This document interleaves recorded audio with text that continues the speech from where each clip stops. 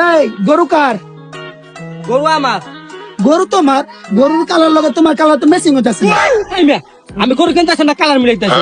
গরু কেন না কেন দাম। তা গরুর দাম কত? কত 200 টাকা? ওই মিয়া, আমরা ফাইলাম শুরু করতেছি, আমি গরু কেন লাগবে জান মিয়া? 2 লাখ টাকা কর মিয়া, 200 টাকা।